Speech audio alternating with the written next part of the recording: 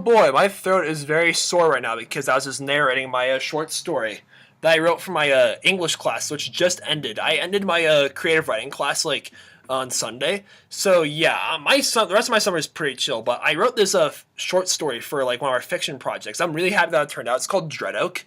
It's like a coming of age story about this girl named Gwen, this goth slash punk who leaves behind her crappy like small town to start a new life in college. Literally just doesn't care about studying or making friends. She just wants to get away from her parents, get away from all the snobs that fill her hometown. Yeah, and she's a rebel and she breaks all the rules. But her rule breaking goes a little too far. She finds herself in a forbidden forest.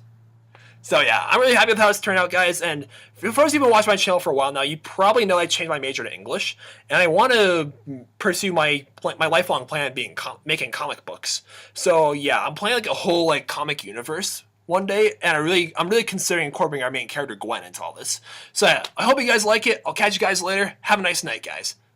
Okay, disclaimer. I'm a super impulsive young woman who's about to tell you a story about the most wonderfully confusing part of my life. And if you might have an idea of what kind of story this may be. If that bothers you, fuck off, because it isn't. Am I a bitch? Nah, I wouldn't call myself one, but many think I am, but that's because I live, well, I'll keep my shits I give to an absolute minimum, okay? Look, I just got out of this shithole that is my hometown, so I'm just trying to find my place in this fucking mess that is life.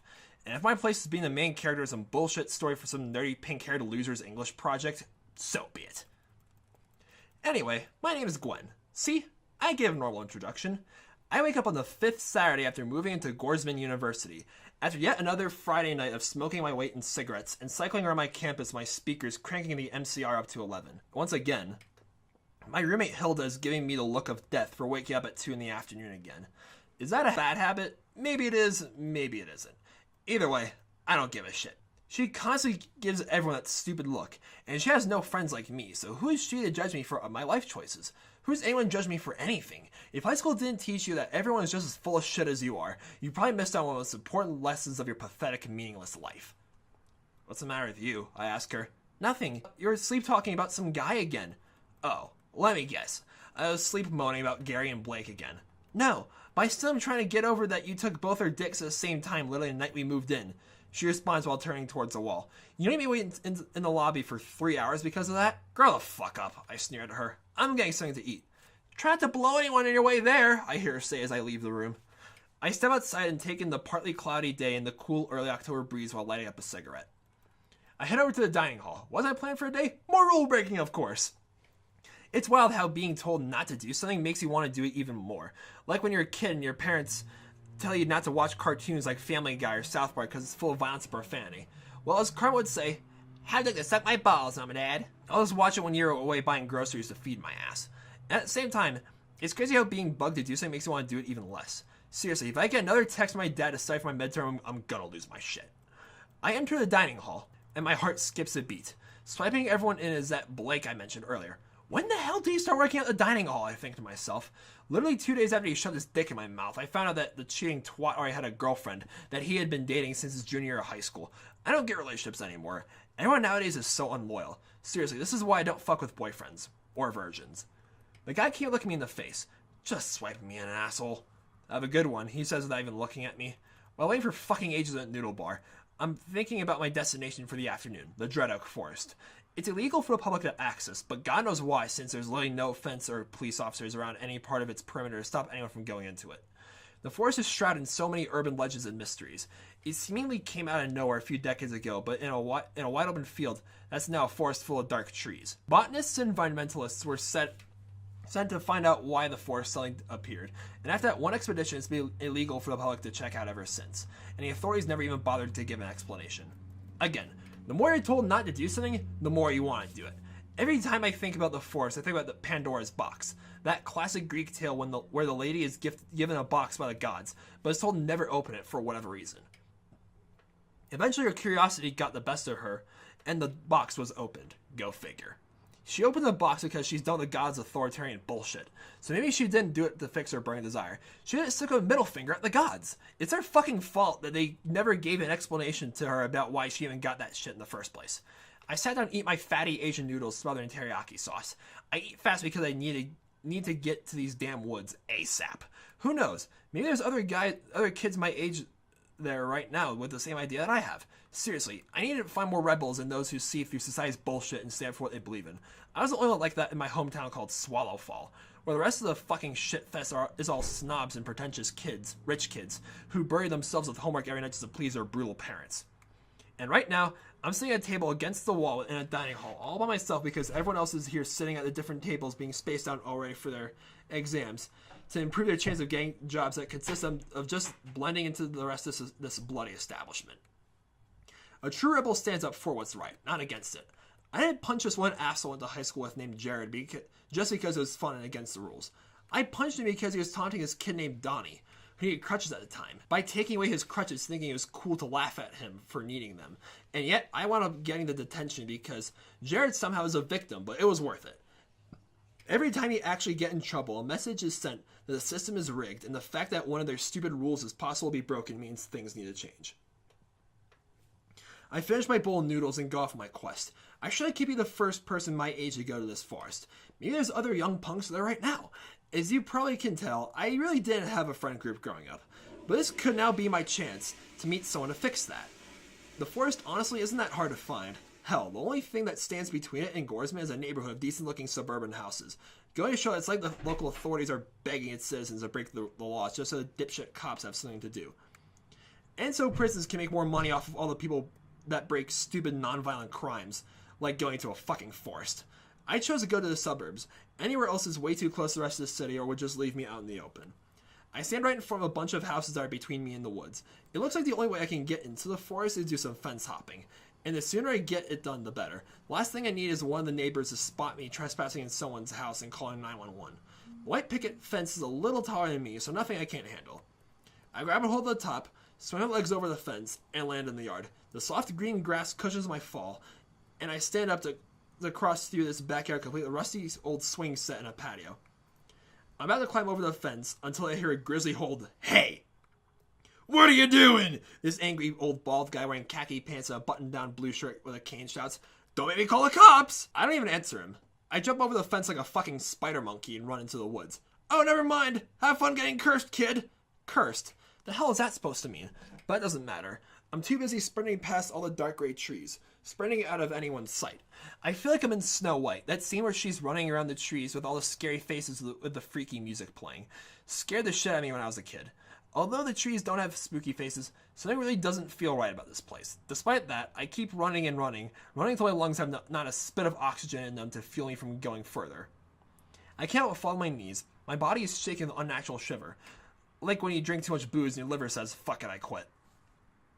I can't pull myself to look forward. My neck is literally glued facing a downward position, so I can only look at myself clench the dirt and just pant like a fucking dog. But all that goes away when I hear a familiar voice. "Good evening, you little slut." I look up to see a blonde-haired, blue-eyed young woman with bright red lipstick wearing a pretty white dress and brown sneakers. Ah, shit. It's Blake's ex-girlfriend, Christina. "What do you want, Chris?" I snarl out of terrifying confusion. What are you doing here?" "It's Christina," she says aggressively. "And why does my reason to be here matter to you? What does matter to you aside from sleeping around only to bitch at someone because of what you did?" "You bitched at me! I literally had no idea you were dating Blake until a week after he did me." "You just don't get it, you skanky little punk." She steps closer. "We were dating for 2 years. Marriage was possible between two of us. We had our future figured out, and you ruined it. If you didn't want that pathetic future of yours ruined so badly, you should have gotten a spank me tattoo on your ass like mine." Oh yeah, I actually have that tattoo on my ass. Guys love it. "Why do you care about my life, Christina? What makes yours so perfect? You should have been like me and not go to Goresman just to start a mess in some bullshit little revolution in this stupid punk fantasy of yours. My family's actually happy with me, Gwen. It's more than obvious that yours can't say the same." She grabs her left arm. "Don't touch me!" I panic between tears. "I got you right where—" "Fuck off!" I scream, and as I do, I launch a fist of my free hand at her face. She vanishes into thin air without a trace. What was that, a ghost? I think to myself. That Christina wasn't real, yet it felt like it was. I look at my left arm. There's a long mark with one end ending with what looks to be flames in the other end with it has a mysterious skull-shaped figure. Where the heck did I get this tattoo? I say to myself. I don't want to be in this forest anymore. I want to get out. But there's no way in hell I can tell what direction I started in, or how big this fucking place is, or how far I entered. I don't even know what I just saw. Does seeing things mean I'm cursed like that old man said? They say when you're lost, stay put so others can find you easier. Fuck that. If they find me here breaking the law, I'm screwed. And who knows what's going to happen next? I start proceeding desperately to leave, not knowing where I'm heading. I hear a familiar voice catch my attention to the left. It's way too familiar because this voice is my voice.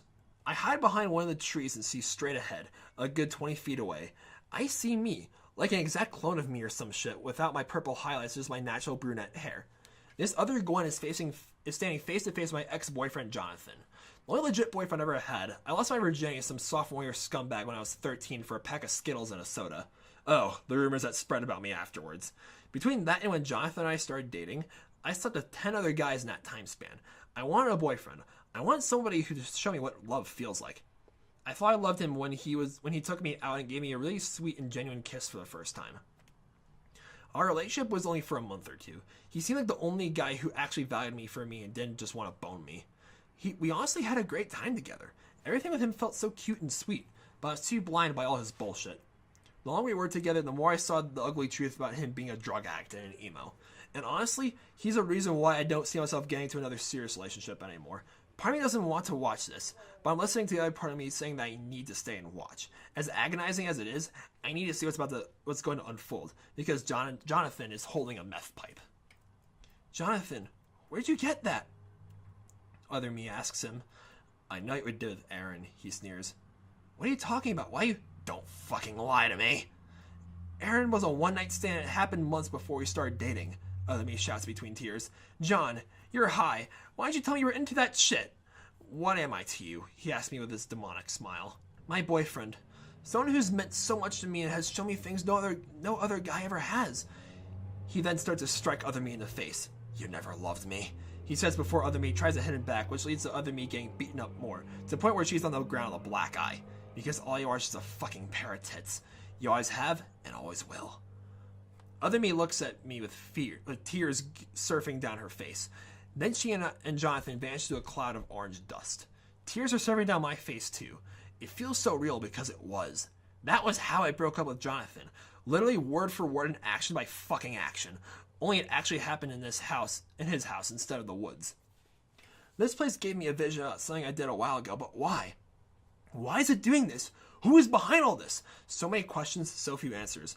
I feel like an absolute fuck up. The first time I feel that way in years. Going into these woods, I was so confident, high and mighty about myself. Now I feel like a husk. A hollow husk of what I once was. Whatever it is in this forest, it reminds me of what I've done and who I really am. In a sense, I think it wants me to change.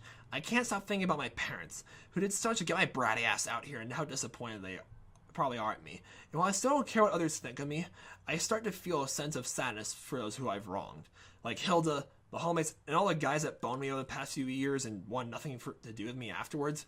And whatever this thing is in this godforsaken place is, I feel it pulling me towards the center of the forest. Something, or someone calling out my name. No, literally, I hear a freaky voice shout out, Gwen! I get up from the ground, my jeans covered in dirt. What do you want? I scream desperately with face smothered in salty tears. I'm here, okay? I'm a brat! I'm a fucking mess! I've been living for myself! I've only cared about myself! I can't tell what this shit is even real anymore! You want me? You want my life? Fine! Take it! I surrender! Please! Just end me. I get to start running again, only to trip into a ditch and go tumbling into a pile of dirt and leaves for a good 15 feet. When I start tumbling, the ground that I'm resting on feels surprisingly calming. Like my bed that always manages to put you to sleep after being really stressed from school. I turn over on my right side. Right in front of me is perhaps the biggest tree in the entire forest. I get to start walking towards it, as if something was telling me that the tree was the cause of all this madness I was feeling. Did you call me? I know it sounds really weird that I'm talking to a fucking tree. I'm here. Whatever you want me to do, I'll do it. All of a sudden, I hear this crying. It isn't me. It isn't the tree. I walk around the tree, and I saw something I never thought I would see in this forest. I found myself in front of this little girl. She is this adorable little ginger-haired girl with icy blue eyes wearing a pink t-shirt and yellow underwear. The poor thing had tears going down her face. It's okay, Gwen, she tells me. This place makes me cry too. I get down on my knees and make eye contact with her. How do you know my name? I know all the cursed ones. Then I notice that she has the same tattoo on her arm that I have. I got upset because the other cursed ones and I were going on a walk, but I got lost. Can you help me find them, Gwen, please? Yeah, I will, I tell her softly. And I guess being cursed with the skull and fire tattoo is probably how I found out that her name is Patricia. Patricia? Why are you wearing any pants? I haven't worn pants since I got cursed in these forests, she tells me with a frown. I used to have pants, but my dad and grandfather stole them from me. Oh, jeez. I'm sorry to hear that. How long ago was that? How long have you and the other cursed ones been in the forest? Not sure. Some have been here longer than others. I'm not the first one. But Gwen, please, don't leave the forest now that you're cursed. Why is that, Patricia? The cops always wind up finding them. I don't know where they're taken, but it's no place good. Well, so much for my college career. How many cursed people like us are there? I'm sorry, Gwen. I left and got cursed by these trees before I could finish learning how to count in school. She tells me with this little smile on her face. We're lost, but that's okay. I can find our way back. Back where? To the others. They never keep moving when someone goes missing. Where did you last see him? That way. She points into the thicket and grabs my hand. The longer we wait, the worse things will get. Alright, I smile. Let's get going then. That awkward moment you hit off with a 6-year-old girl than you just met faster than any college student your age. Patricia is leading me into something life-changing. I don't know what it is, but I think it's something that can make me stronger than I've ever been. I grab Patricia's hand and we start heading into the thicket to where she's heading. The tears have stopped shedding. The fear is finally slain by the wrath of courage, and now here I am to just disappear.